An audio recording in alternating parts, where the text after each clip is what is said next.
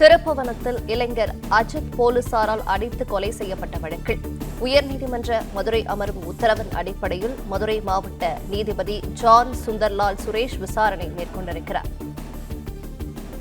கூடுதல் விவரங்களை செய்தியாளர் சுரேஷ் கண்ணன் வழங்கிட கேட்கலாம். சுரேஷ் கண்ணன், வணக்கம். விவரங்களை சொல்லலாம்.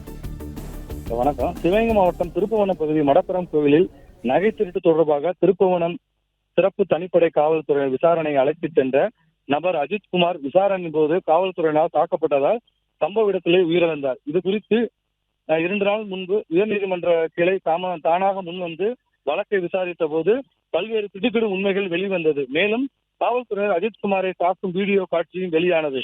இந்த நிலையில் உயர்நீதிமன்ற நீதிபதி காவல்துறையினரிடம் அரசியரிடமும் தரமாரியான கேள்விகளை முன்வைத்து வழக்கை மதுரை மாவட்ட நீதிபதி ஜான் சுந்தர்லால் சுரேஷ் விசாரணை செய்ய வேண்டும் என உத்தரவு பிறப்பித்தது. இந்த நிலையில் நேற்று திருப்புவனம் பகுதியில் சம்பவம் நடைபெற்ற இடத்தில் நீதிபதி ஜான் சுந்தர்லால் சுரேஷ் நேரில் சென்று விசாரணை தொடங்கியதார். அதனையடுத்து இன்று 2வது நாளாக திருப்புவனம் நெடுஞ்சாலைத்துறை ஆய்வு மாளிகையில் 2வது நாளாக விசாரணையை நடைபெற்று வருகிறது.